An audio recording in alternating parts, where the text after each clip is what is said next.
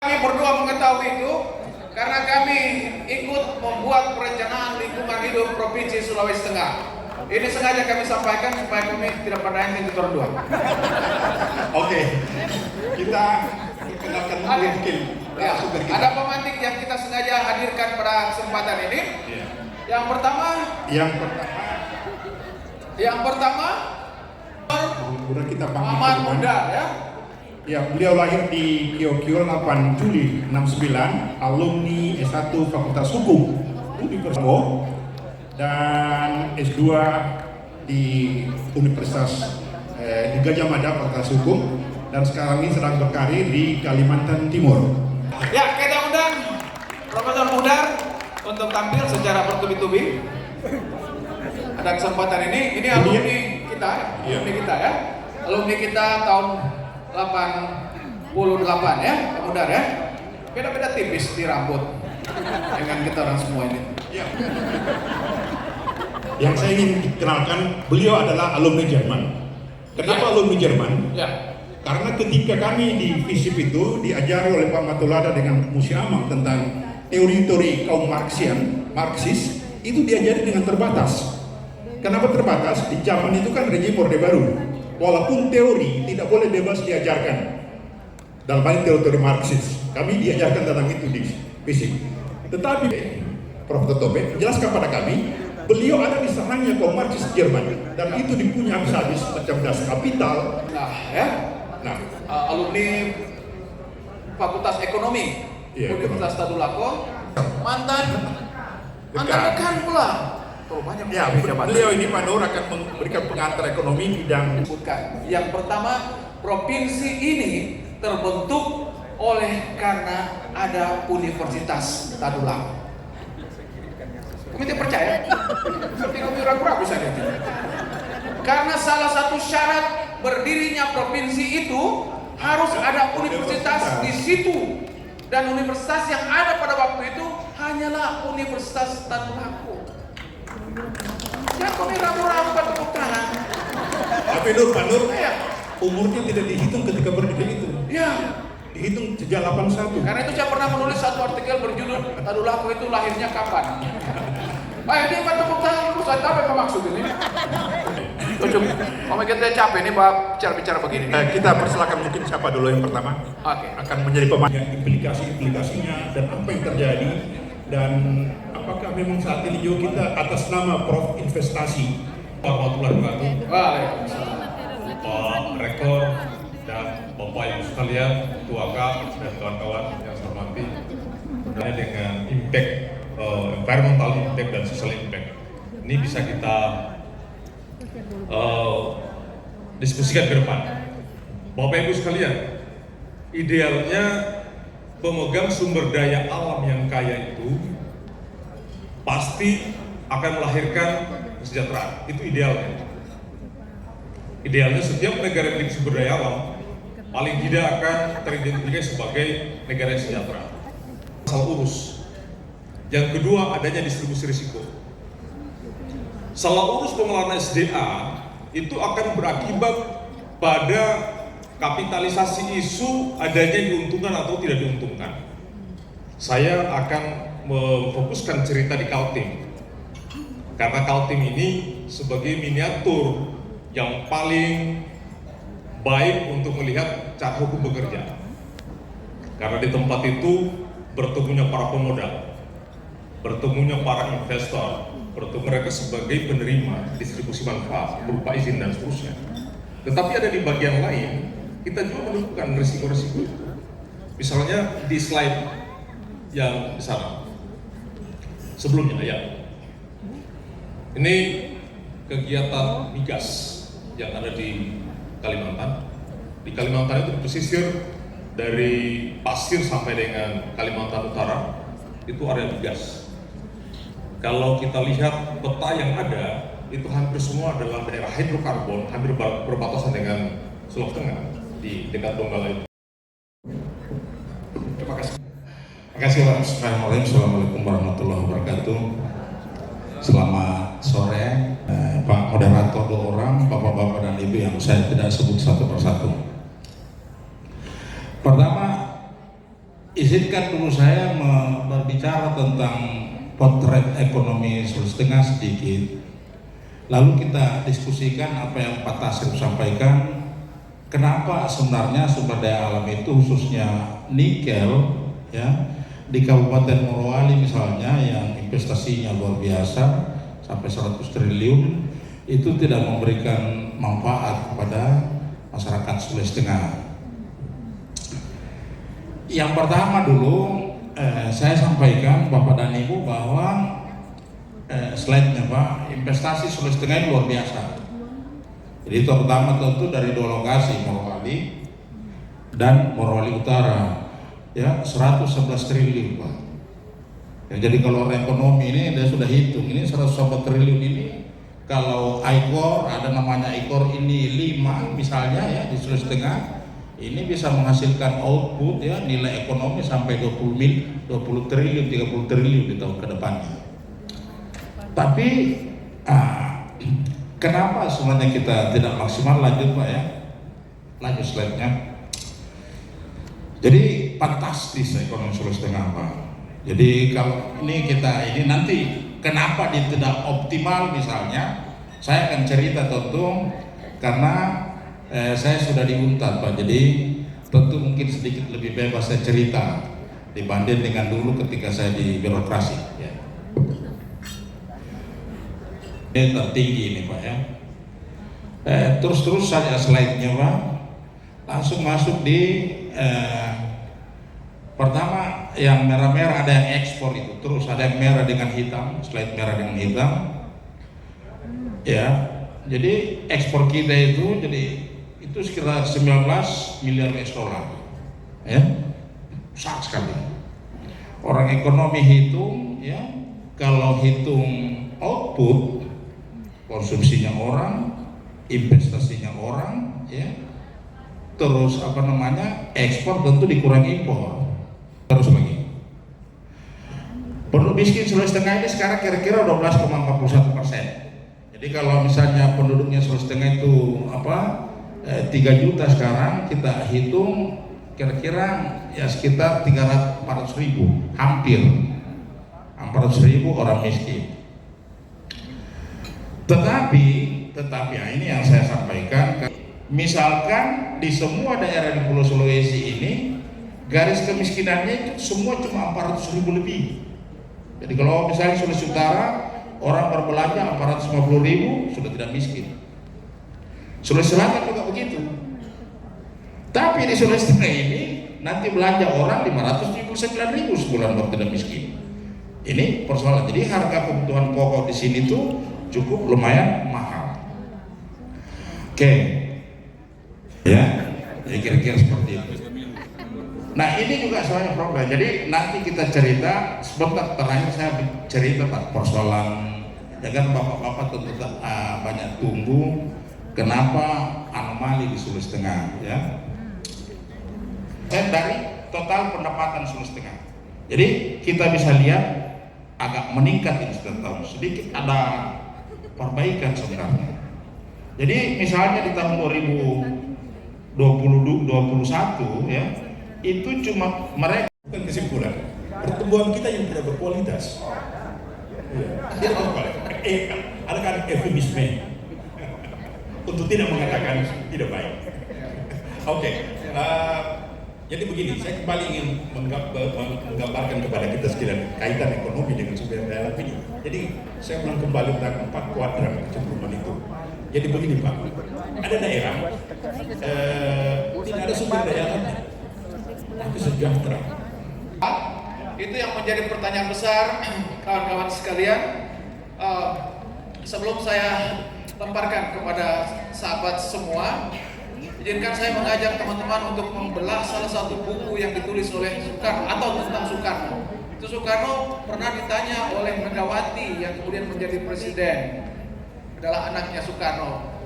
Megawati bertanya begini kepada bapaknya, kenapa kita tidak membongkar saja kita punya barang tambang ini untuk kesejahteraan negeri ini sesuai dengan undang-undang kita pasal 33 Bates jadi. Lalu Bung Karno jawab dalam buku itu, tunggu, biarkan sampai anak-anak Indonesia mampu mengolahnya sendiri. Itu ada di buku itu. Apa yang terjadi hari ini? Itu pertanyaan. Kan kesempatan sekarang? Iya, silakan. Kepada satu. Kita sekalian. Saya Arif. Iya. Kadis Berikan. Dari tidak. Dari IGA. Terima kasih Pak. Ini Bapak telah menyampaikan tentang isu lingkungan tadi yang telah disampaikan kepada kita. Banyak hal yang Bapak sampaikan dan tentunya saya juga mau sampaikan beberapa poin. Yang pertama, kita juga harus mencermati dengan Undang-Undang Cipta Kerja. Ini itu yang menyebabkan semuanya yang desentralisasi itu kembali ke sentralisasi. Aturan main semuanya itu Pak, yang pertama bahwa itu terjadi di kebetulan saya di Dinas Kelautan dan Perikanan. Semuanya aturan yang telah disampaikan, yang tentunya kebetulan juga hadir di sini yang dua di depan, Pak Nur Sangaji dan Pak Tasrif. Ingat, Undang-Undang Cipta Kerja melahirkan satu hal yang berkaitan dengan kemudian antara RTP provinsi baik darat maupun laut yang RZWP 3K itu disatukan. Apa yang terjadi di situ? Semua aturan-aturan yang menyangkut berkaitan dengan Undang-Undang 23 tahun 2014 tentang pemerintahan daerah yang merupakan urusan pemerintahan daerah 0 sampai dengan 12 mil laut semuanya dikeluarkan pemerintah pusat. Kepada Pak Prof, Pak Tatope, saya lihat sudah sangat jujur mengungkapkan fakta-fakta yang ada bahwa ternyata orang-orang Sulawesi Tengah itu kemiskinan atau kesejahteraan tidak bisa meningkatkan daripada program hilirisasi yang ada di Morowali. Jadi pertumbuhan, masalah otoritas. Yang kedua masalah tata kelola. Otoritas ini ada semua di Jakarta, tersentralistik. Gubernur di sini nggak ada apa-apanya. Jadi gubernur nggak bisa mengambil nilai tawar. Apalagi mau bicara bahwa investasi pakai BPD untuk investasi tidak mungkin. Ada nilai tawar itu. Karena otoritas ada di Jakarta. Pak Limbong saya baru bicara tentang nikel sudah Luhut sudah Apalagi kata kelola yang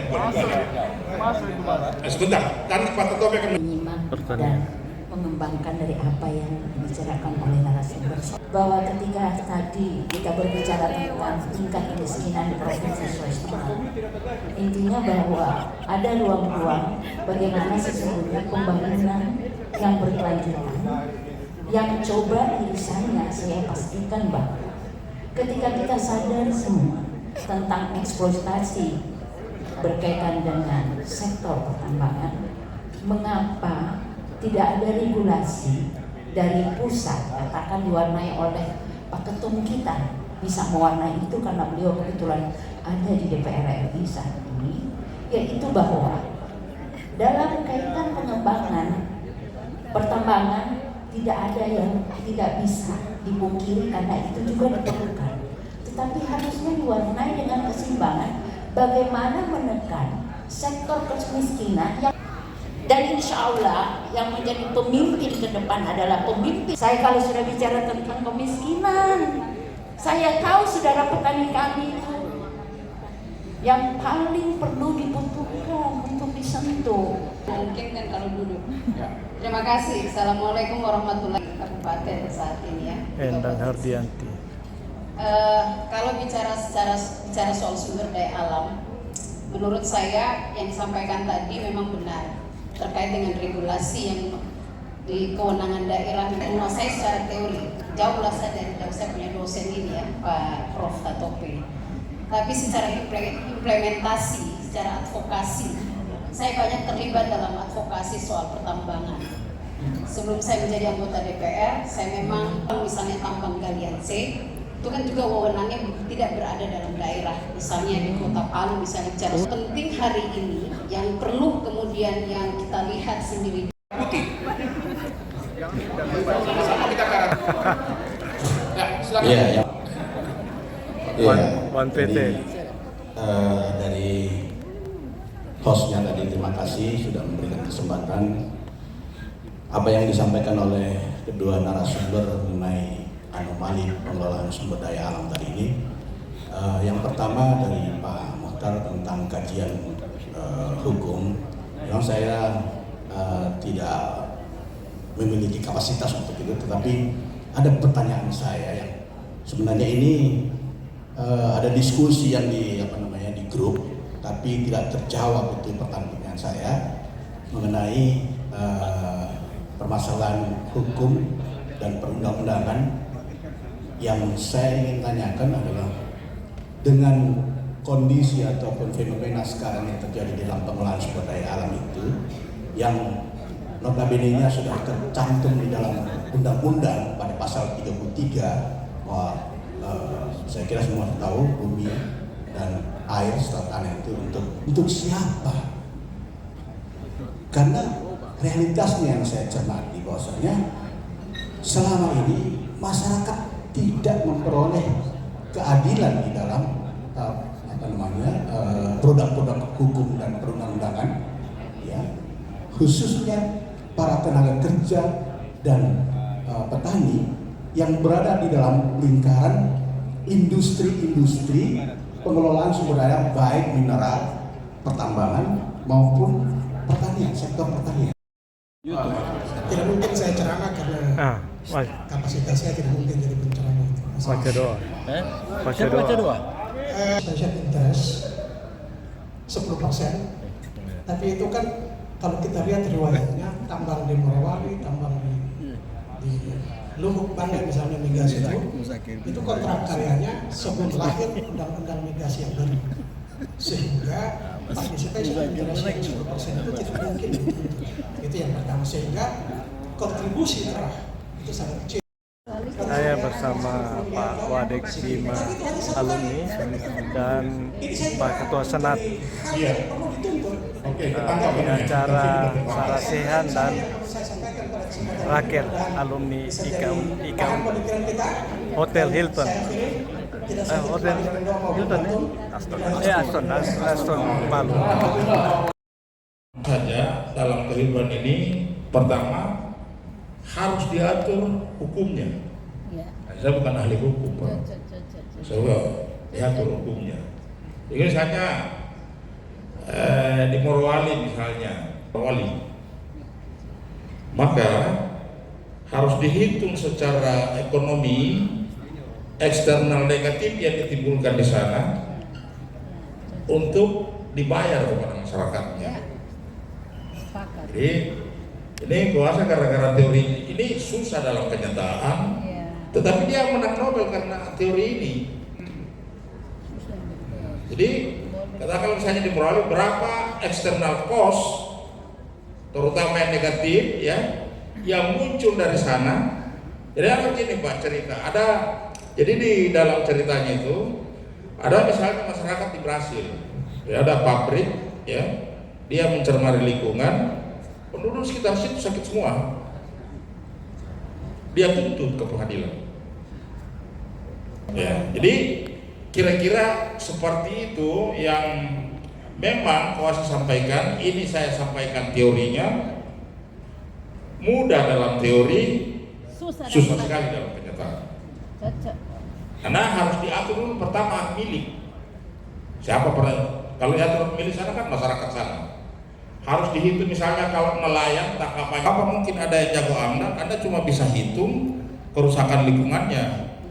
Ya, tapi misalnya beberapa kerugiannya orang, nelayan apa segala macam yang menurut kuasa itu harus dihitung. Yang perusahaan harus bayar, orang sakit perusahaan harus bayar dan seterusnya. Satu kali di ferronikel, ya. Tapi misalnya sudah harus ada baterai apa segala, semua turunannya, ya kan? Sampai betul-betul satu kan setengah jadi, 3/4 jadi kalau ekonomi ya, 7/9/10 jadi dan seterusnya. Kalau IMIP itu ya, yang pertama investasi pas dia tahu bahwa investasi 30 triliun ke atas itu 20 tahun dia dikasih tax holiday, oh dia tambah investasinya cepat-cepat.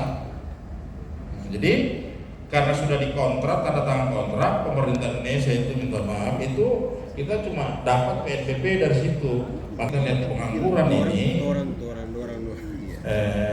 begini, pengangguran di Sulawesi Tengah itu agak lain, tapi mungkin sama dengan kota-kota besar lainnya. Pengangguran Sulawesi Tengah ini paling banyak Pak di Kota Palu. Jadi kalau misalnya coba Bapak tanya orang BPS, kalau habis mau wisuda UNTAD bersamaan dengan STAI apa, pasti banyak pengangguran tetap kerja. Nah, itu. Karena di situ, karena Bapak kita punya alumni datang ke sana ke Naker, ambil kartu kuning dulu kalau masa saya dengan Pak Musa Ngaji, Pak Tasrif, sekarang kartu kuning, catat lagi pengangguran. Nah, jadi Bapak lihat saja, April, Oktober, tingkat pengangguran sekali membludak 1,5. Ada juga sedikit kadang-kadang ada kasih efek. Ya. Buktinya juga kita dapat dari pagi hasil itu tidak bisa kita tutup mata juga. Cuma saja internal juga memang itu ada beberapa hal yang harus dibenahi. Ulang-ulang saya bilang, persoalan di Sulawesi 400.000 dia belanjakan habis 1 bulan sudah miskin dia. Di sini masih definisikan miskin. Jadi memang yang jadi persoalan itu garis kemiskinan. Kenapa garis kemiskinan tinggi? Karena harga kebutuhan pokok yang dihitung 2.100 kalori tadi itu yang tinggi di sini. Jadi saya kira mungkin operasi pasar juga kadang-kadang harga Sulawesi Tengah ini lumayan tinggi. Saya terakhir Pak, saya pernah protes ini ke BPS berapa kali. Nah, ini Pak masalah miskin kita saja definisikan. Anda hitung ini, Anda BPS ini tahu menghitung, saya juga tahu menghitung ini. Dari mana ente tahu ini bahwa garis kemiskinannya Sulawesi Tengah 570.000, 79.000 sekarang Pak. Dia bilang ini Pak harga rokok begitu. Saya bilang sama saja harga rokok, saya merokok sama harga rokok Sulawesi Selatan dengan sini. Kenapa ente bilang? Maksudnya garis kemiskinan Sulawesi Tengah ini tinggi sekali. Dari mana Anda hitung? Mudah-mudahan ada orang statistik. Saya minta beberapa kali mereka Pak. Dan kalau saya dia bilang ini Pak, saya bilang coba kau punya harga input output itu teori karena ada guru saya dari Jepang, dia bilang begini, makin kamu rumuskan kriteria tentang orang miskin, makin orang itu tidak miskin. Silakan Prof. Udar. Baik, saya akan menjawab dari belakang, dari Pak Mansur. Jadi CSR itu jangan sampai kita anggap akan ada terus. CSR itu sebenarnya hanya moral force. Tidak ada juga perusahaan kita akan sandra karena tidak kasih CSR. Memang dalam undang-undang PT itu ada kewajiban, tetapi satu kewajiban yang di state dalam teks itu kalau tidak terkonfirmasi disanksi itu tidak ada paksanya. Dan saya anggap program CSR itu kan program rasa kasihan aja. Harusnya bisa mengkonfirmasi satu, memang diberikan CSR itu untuk sama-sama gemuk. Kehadiran dia ini jangan sampai menjadikan orang di sekitarnya itu jadi kurus. Ya, jadi dia juga harus hidup. Saya kasih contoh, kalau CSR-nya diarahkan untuk bisa mengembangkan hidupnya dia tanpa mematikan, itu sebenarnya sesungguhnya CSR itu. Tapi kalau hanya dikasih bola voli 17-an, ya, itu jadi masalah juga. Ya. Itu CSR. Kemudian yang kedua, mengenai PI. Nah, ini saya akan cerita begini.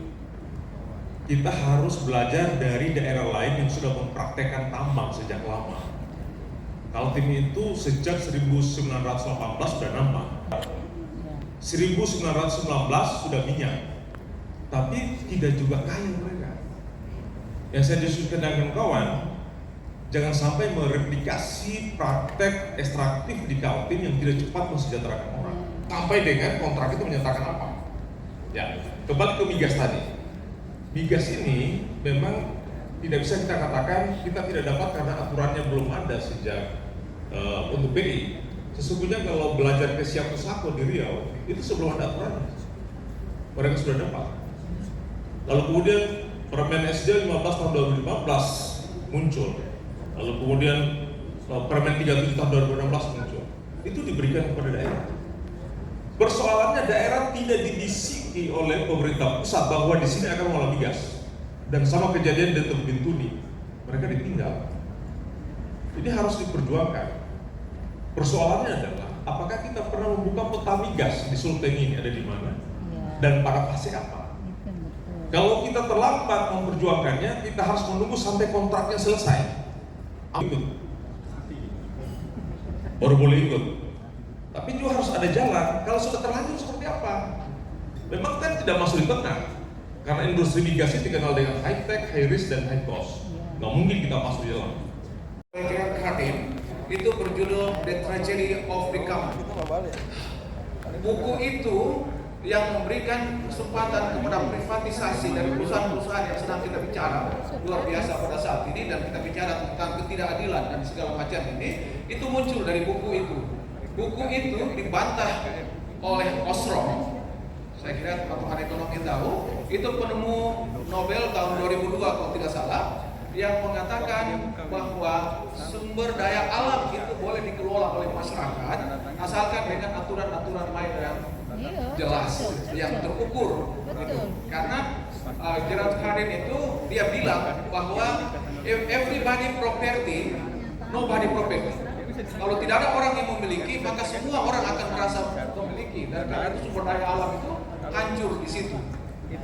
Karena itu maka perlu privatisasi. Itu munculnya dari pandangan itu. Yang berikut teman-teman sekalian, saya kira ada ironik yang disampaikan oleh narasumber tadi yang menurut saya sangat menarik. Itu yang pertama, sumber daya alam atau pemilik sumber daya alam itu mestinya masyarakatnya sejahtera. Itu poin yang pertama. Faktanya tidak, disebabkan oleh satu, salah kelola, kemudian yang kedua problem distribusi risiko. Saya kira alurnya seperti itu. Karena itu maka kita coba untuk pecahkan secara bersama-sama di dalam diskusi ini, dan kita menemukan secara bersama-sama juga bahwa problemnya ternyata ada di regulasi. Regulasi itu berkaitan dengan tarik-menarik antara pusat dengan daerah. Sehingga kalau kita bisa pecahkan problem ini dalam diskusi ini, maka ini adalah sumbangan kita bagi Indonesia seperti yang kita dengungkan pada kesempatan ini. Dan ini teman-teman yang dibilang oleh Kofi Annan, saya hubungkan lagi dengan teman kita berikutnya. Beliau inilah yang memimpin PBB. Setelah dia turun, dia bilang begini, no development if no security, but no security if not development. Jadi dia balikan. Kemudian dia sambungkan, but no both of them if not democracy. Tidak ada pembangunan kalau tidak ada keamanan. Tidak ada keamanan kalau tidak ada pembangunan. Tidak ada dua-duanya kalau tidak ada demokrasi. Kofi Annan sudah berhenti di situ.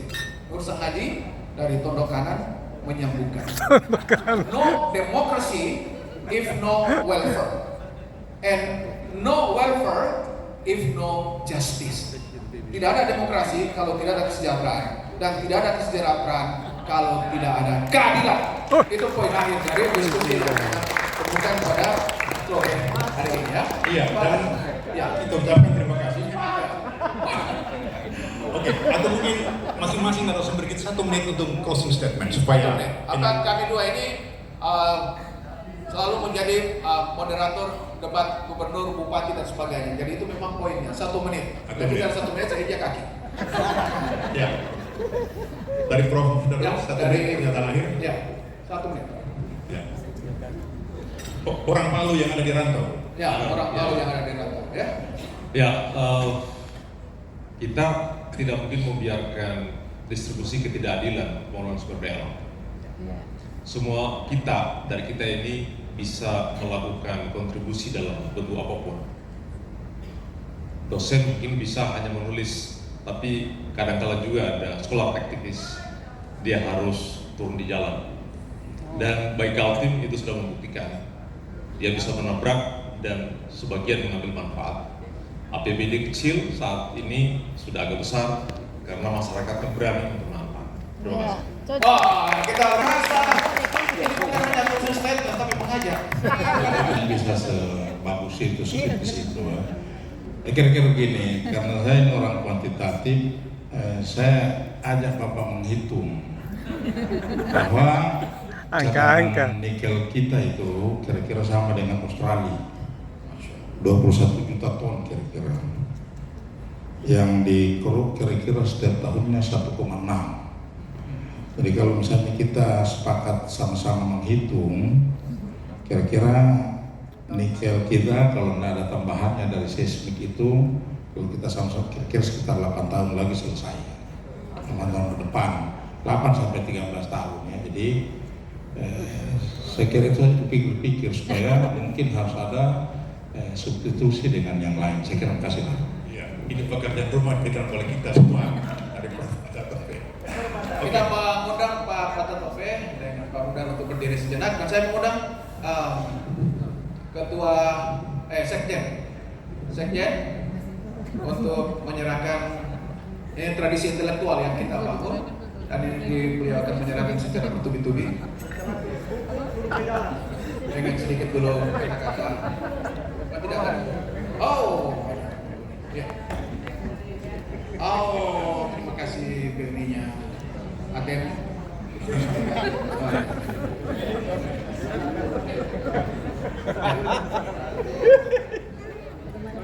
Bang Parman, buku apa sih? Oh, moderator juga dapat.